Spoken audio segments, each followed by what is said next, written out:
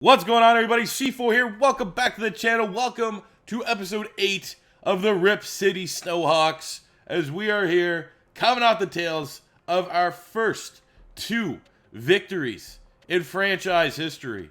A 23-21 victory over then a 5-1 New York Jets team, where, you know, it was the run game. We had over 100 yards. I think Bosco had almost 2. He had a crazy game, and we got 2 touchdowns from CJ Procise. We had James Prochet just making unreal plays.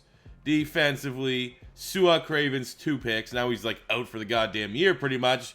But it was still a massive win for the developmental team of the Portland Snowhawks. Many thought we'd win 0 games because we're the developmental team.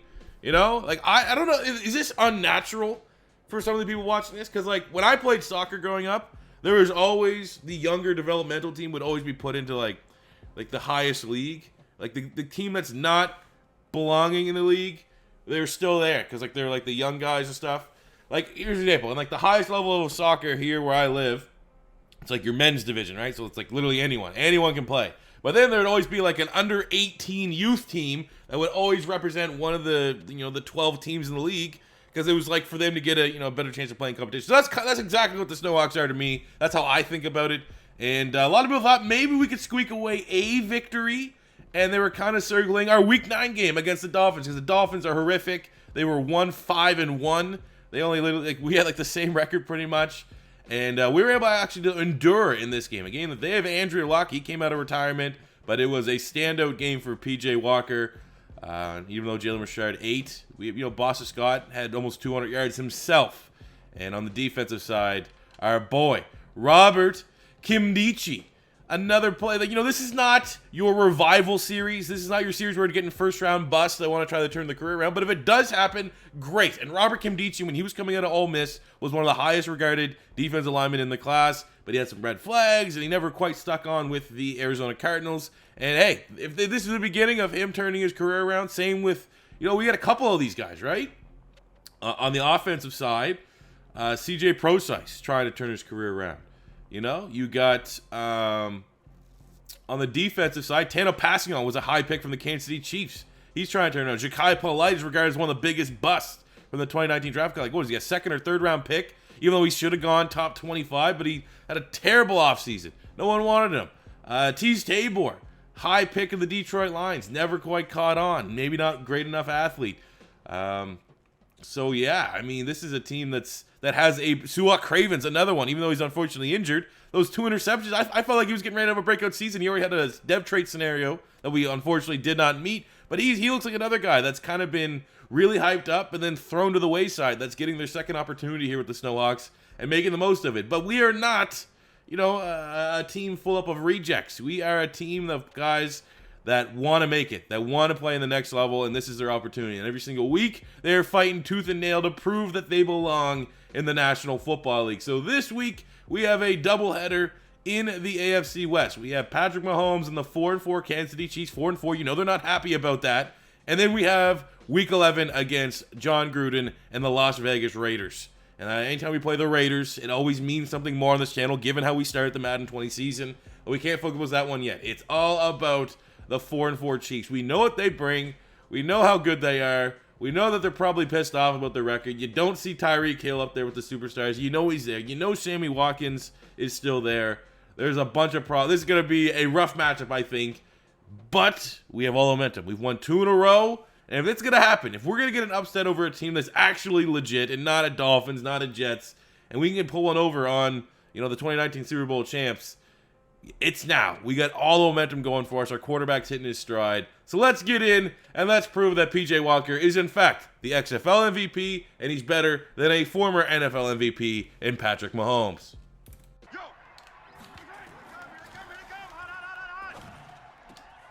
Jesus Christ. 3rd and long. He goes to Kelsey, wide open.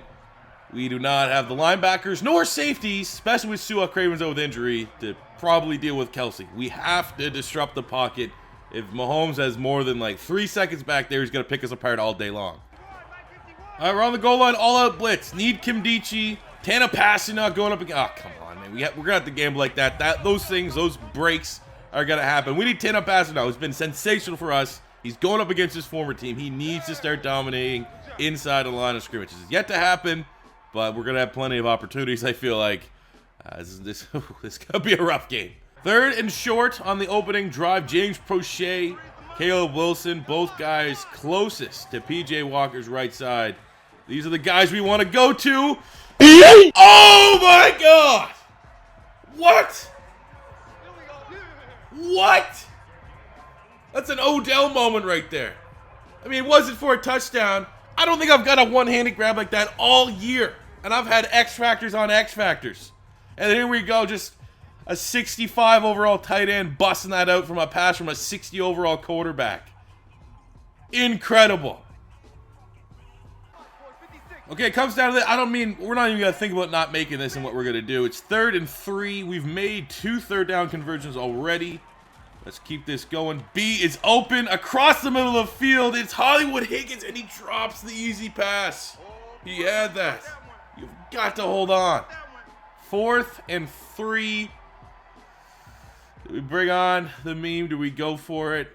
Let's go a little slants. I'm feeling froggy here. I feel like our defense is not going to have a chance in hell at stopping Mahomes. So when we get a situation like this, we got to try and get a touchdown here. Boom! Throws off his back foot, and that's horrendous.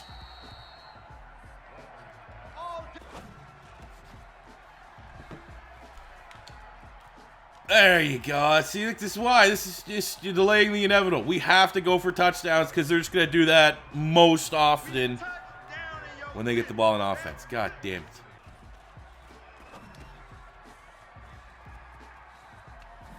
Just a little dump off Boston Scott. Get some cheap yards. He almost 100 yards receiving last week. Oh, let's go Harris. Oh, out of assumption. Deontay Harris. Return man that got thrown to the wayside, formerly the New Orleans Saints, gets wide open. I mean, he got speed. He got 93 speed. Charvarius Ward is not going to be able to keep up with that pace. And what a dart from P.J. Walker. No, why would you?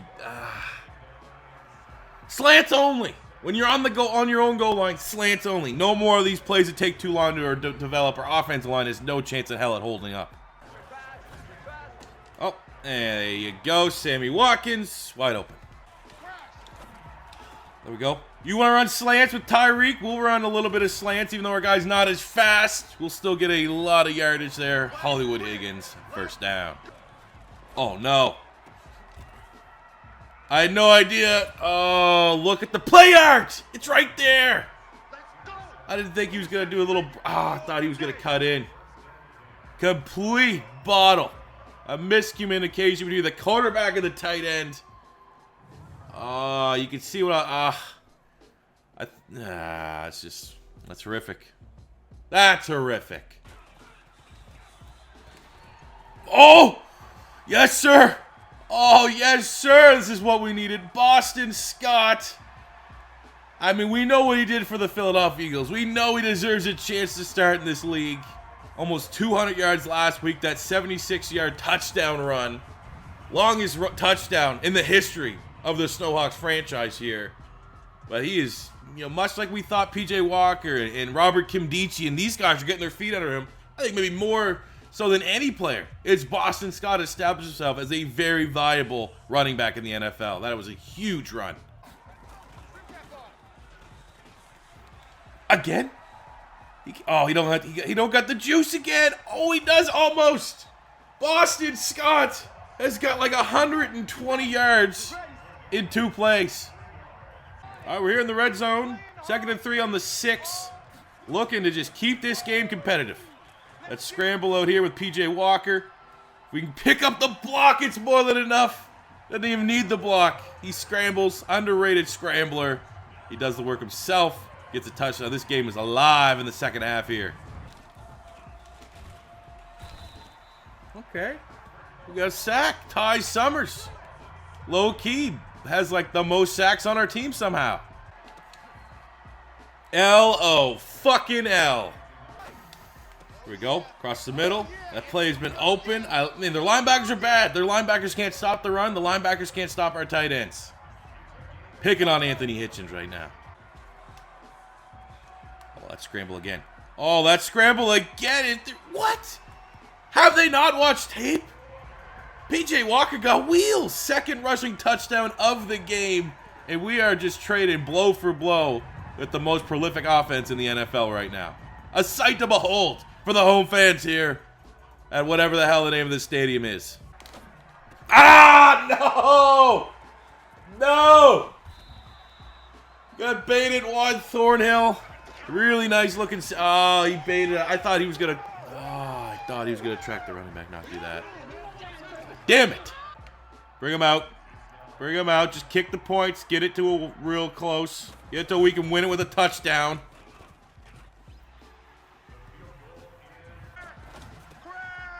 Yeah, well, there you go. Nelson Aguilar's doing that against us. Nelson Aguilar's doing that against us. Time to pack up shop and go home.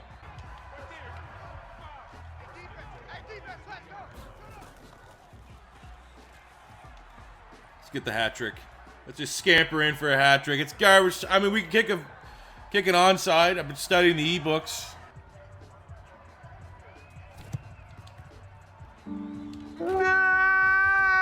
I mean, you got to hold your head up, Hugh Janus. You went in against one of the best, a team that should be way better than their 4-4 record. Backs against the walls. You had a guy, a running back, little-known running back, Boston Scott, Louisiana Tech, thrown to the curve from the league. He had over 300 yards from scrimmage. You just ran into a juggernaut known as Patrick Mahomes. Went for 72% completion, 450 yards, 5 touchdowns. But Boston Scott, I mean, even PJ Walker made some plays. A couple bad interceptions there, but I mean, he threw picks in the XFL. You throw picks in the XFL, you're gonna get caught every now and again in the NFL. Still wasn't a bad performance from him, but look at this, man. 21 touches, 243 yards, a rushing touchdown for Boston Scott. PJ Walker, 4 touchdowns on the day to his 2 turnovers. But Boston Scott also chipped in 4 catches for 60 yards. So that's 303 yards from scrimmage for Boston Scott. That's sensational. That's amazing. 5 catches, 72 yards, an insane highlight reel, one-handed catch from Caleb Wilson. We had the 1 catch there for Deontay Harris getting the touchdown. Again, not getting enough from, Higgins, 70-something star dev. Marcus Robinson, high 70s. We're not getting enough. And Robinson had a deep ball that he should have made a play on. That would have been 40, 50 yards, if not a touchdown. Just, missed plays, missed opportunities. 11 tackles, Perry Nickerson. A couple TFLs, 2 more TFLs to add to passing on. 2 TFLs for Kim Dichie. A sack for Summers. It's just, I mean, we ran into Mahomes. What else can you say? Things were tremendous in the third quarter. Just a couple mistakes, a couple missed plays, and it is the Kansas City Chiefs at the end of the day. Disrespect to Boston Scott with over 300 yards. He doesn't even get an opportunity to win a Offensive Player of the Week. We have now an opportunity to sign players. This is something that I actually never really thought of within the premise of the series. Like, should everyone just re-sign 1-year deals, and if they don't want an offer, we just let them walk because this is a developmental thing? Then, like, let's just view it like this. So Davenport, we're the guys that want to read a new offer. We'll redo it because we'll have a different idea in hand. But like, we submit our best offer. They're always just 1 years because players it's developmental. So guys like, I say Davenport here is obviously blocking pretty well for Boston Scott in particular. Maybe he wants to go and land a big deal with an NFL team. Then him declining our offer is him saying, I want to go elsewhere. And then if I'm still here at the end of free agency yet again, I'll come back kind of deal. I feel like that kind of fits the premise of the series. So we have, not counting the ones that I've always, just because I was just kind of messing around here, starting next week, the next episode, we'll make sure this is kind of in agreement in the comments, that we submit our best offer, the best offer we possibly think we want to make to a player. And if they decline, that's it. We cannot renegotiate because that's our way of assuming that they want to go try and land somewhere else in the NFL, because at the end of the day, we are a developmental team. The only reason why I say that, because ideally just keeping everyone on 1-year deals also kind of makes sense. But there are going to be players that I want to return. Just for example, obviously we're going to want, for example, Sua Cravens to come back. Have a redemption in his career. But he wants a 2-year deal. And we give him a 2-year deal, it's going to be more likely that he's going to want to re-sign with us. And we don't want to lose our players every single year. So that kind of throws just keeping everyone on one-year deals out the window. I think the best way to do it is we offer our best contract, one opportunity starting next week to any of our free agent players. If they pick it up and sign, that means they want to stay here and develop their game some more. If they decline, they're gonna have. We had to let them walk, man. They have different ideas for how their career wants to play out. How do you guys feel about that idea? Let me know in the comment section below. So that being said, we're setting up the second game of our doubleheader against the 5-3-1 Las Vegas Raiders. I mean, what do they got? They got two X Factors in Hudson, or two superstars in Hudson and Josh Jacobs. Any other change? We got to start looking for some of these teams just at their base roster here. Getting a quick scouting report. What's John Gruden doing? They still got Derek Carr. They got Derek Carr there. Josh Jacobs. Nothing new at wide receiver. I mean, Waller is a really nice tight end. He's going to probably cause us some problems just like Travis Kelce just did. I mean, familiar face on the D-line, Cleveland Ferrell, Mo Hurst. You could see that they didn't heed any. I mean, they do got Ryan Shazier, which is so annoying. Wish I implemented the rule that Luck and Shazier weren't in this roster when we started, but now we're too far in. But they have not watched any of my videos, or else they would have moved John Abram, who's now just dwelling in their depth chart. Might be a perfect candidate to restart his career now with the Snowhawks, but they did not move him to linebacker, which is bad for them. But it's a winnable game, man. If we could put up 38 points, I mean, the Chiefs' defense is not particularly good, but if we could put up 38 points on the Chiefs, we could probably do that on the Raiders, and that might be enough to win this game.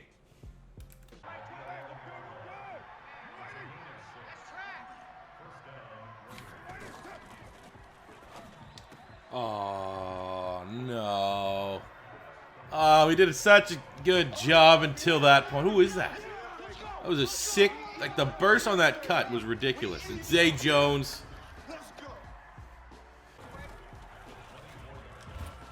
Oh my God. Shazier decapitating PJ Walker. He shouldn't even be out there. How much stem cells this guy got running through his blood right now?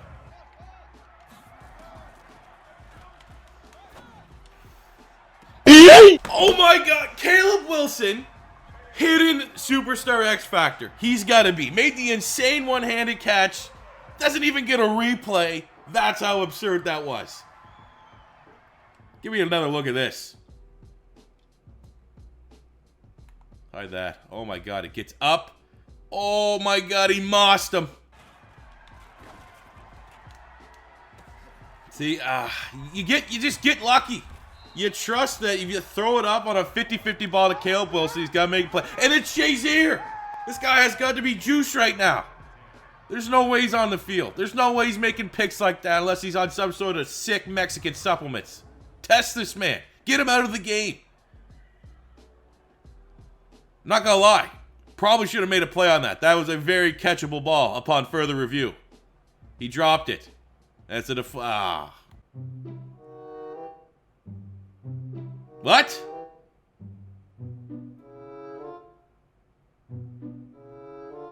Why am I even in this menu?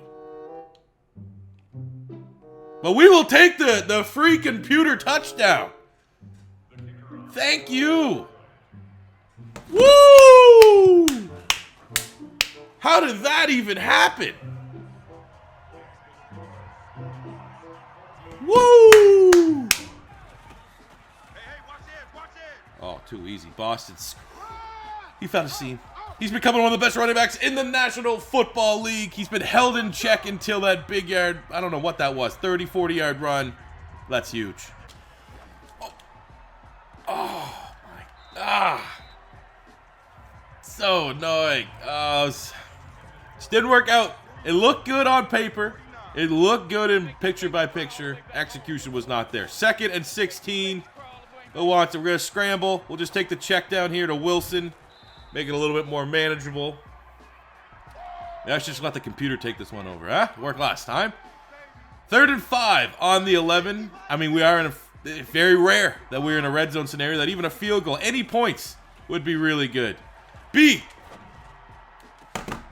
And he sails it. He makes it 10 times more difficult than it needs to be for Hollywood Higgins, and we're going to have to settle for a field goal. Oh, James Prochet, aggressive catch.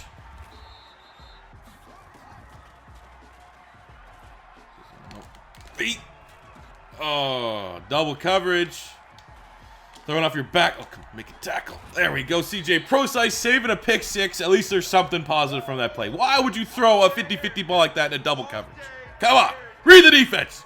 Third and goal. Bend, don't break. I mean, they'll take a field goal because I'll make it a one-score game, but we don't want to give them an easy 6 here.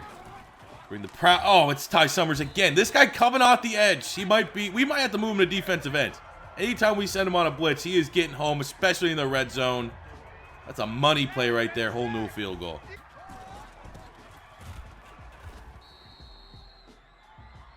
I miss that. I miss seeing Mo Hurst get TFLs.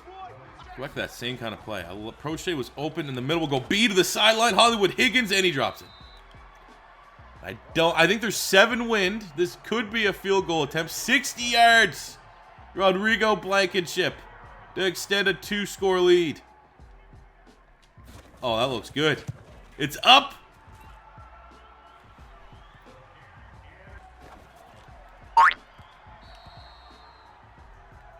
Jimmy.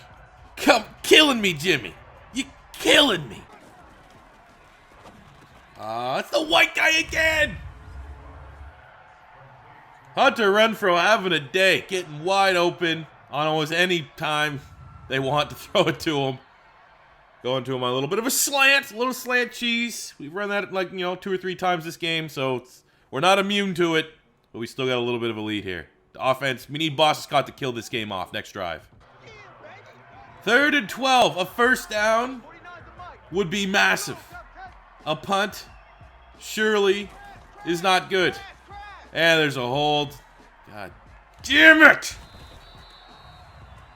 Who got the hold? I'm not offering you a contract, whoever got this hold. Come on, they're on the outside of field goal range. Keep them about here. It's rainy. I think they're kicking into 7 wind. So there's a chance we get a stop here. This is an incredibly difficult field goal. If we could get a stop, and he drops it, Darren Waller. Nelson Aguilar hands. It is 4th and 6. Oh, let's go. Let's get out of here with a dub. That's ice him. Let's ice him. Hugh Janus, great call, Hugh Janus. It's a vet move. He's a young head coach, but that's a vet move. From the School of Hard Knocks. That's where he came from. That's where he learned that. Kendall Vildor, it's up, and it is good, but we still have just under a minute to get into field goal range and let the nerd do his thing. Let Goggles take over. We're pretty much just, we're going to get Boston Scott one more run, but we're going to see this one out to overtime, I think. We don't want to risk it. We don't want to throw an interception. And the run game has not been there. We've had 1 or 2 big slash runs. Other than that, though, the Raiders have a top 10 run defense, and they have definitely proved that here today. So we're going to overtime. Who gets the ball first? We have won the toss. We want the ball. We're going to win. I'm never not going to shout out to Matt Hasselback with that quote. Go creeping up more. CJ Prosise spelling. Look, we could just go for a slant. I want something a little bit more challenging. As long as it's on the coach's play chart, we will call it. I actually think it's a perfect time to call play action. Our last 5 plays have been runs. This could be a huge dump to Boston Scott out the backfield. Or we throw it up to Wilson. Nothing happens. That's not a pick. 4th and 2. We probably should have just done slants. They want me to punt it? Oh, no. No, sir. No, sir. We are going to go for it. 4th and 2 in overtime. We're going to send Higgins in motion. Prochet, Boston Scott. Plenty of options here. As long as the line holds up, I'm going to feel good about our B. Wide open. Boom. Hollywood Higgins. First down. 2nd and 8, we'll go play action. I don't like that play at all. I'm going to audible out of that. We're just going to run. That was a terrible play call. And that was a great play call. Boston Scott jukes. I don't think have the linebacker or corner out of their shoes. It's 3rd and 4. Let's go screen. Let's get him on the Boston Scott screen pass. They are not going to see this. I don't think we've dialed up the screen all day long. Look, they're over aggressive. And what? Oh, line, come on. It's like the line didn't know what the play was. Mo Hurst comes through with the sack. Let's bring him out. Bring out Goggles. It's all on the defense now.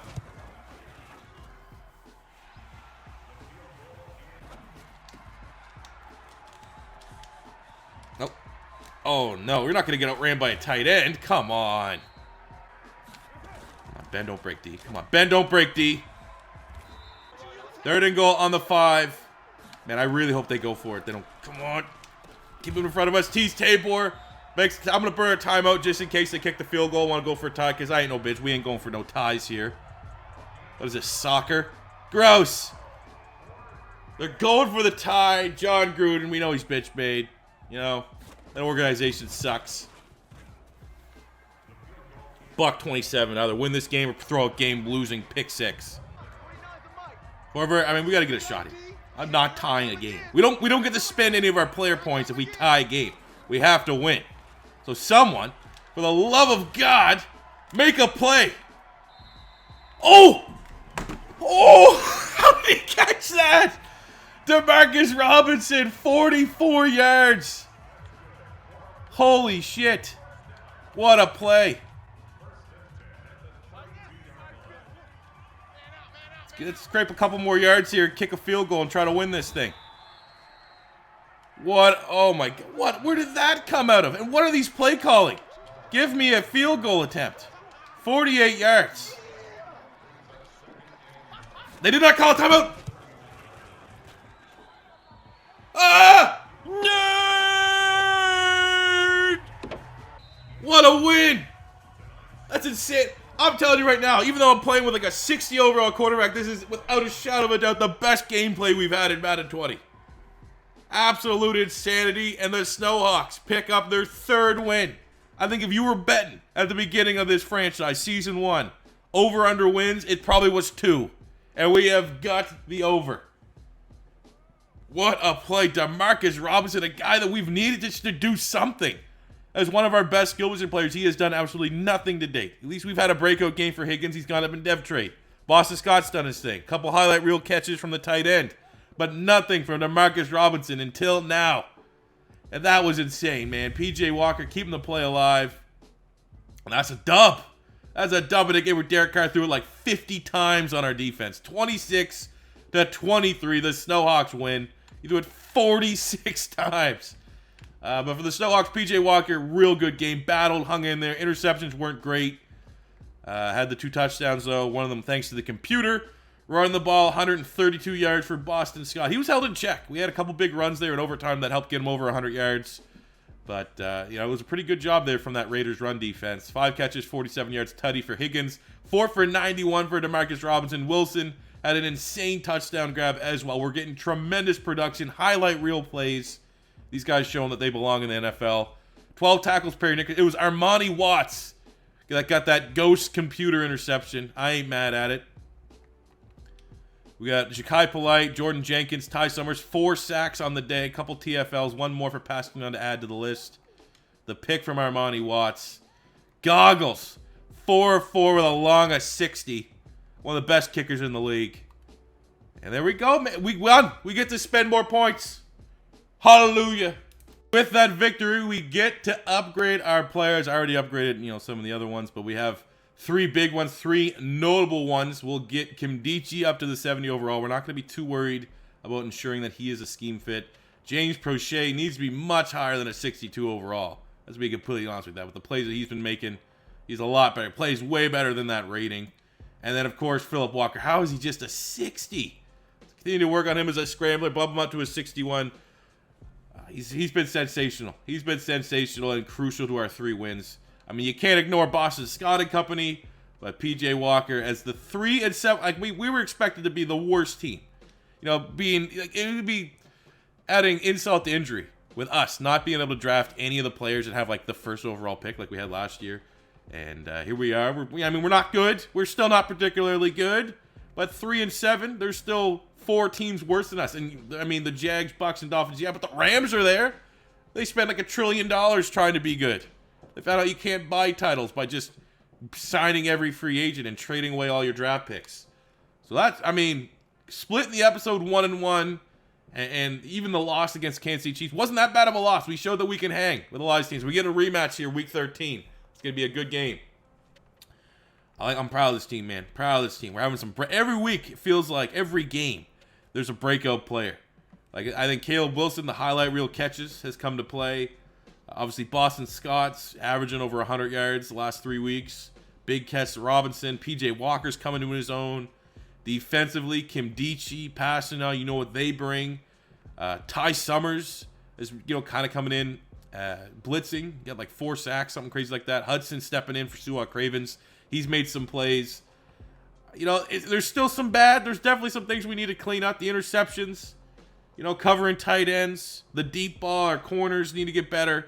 But sitting here 3-7 as we get into the backstretch of the season, I'm very proud of these guys. So we end this episode with obviously shower me in your appraisal for how well we played, but also how are we officially going to handle free agency and signing free agents?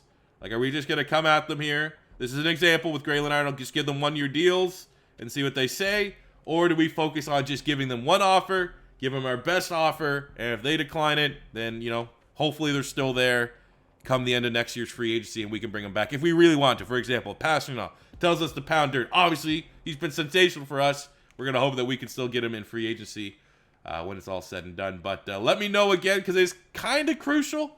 I think what I've suggested will work, but in case not, let me know in the comments. But thank you guys for watching.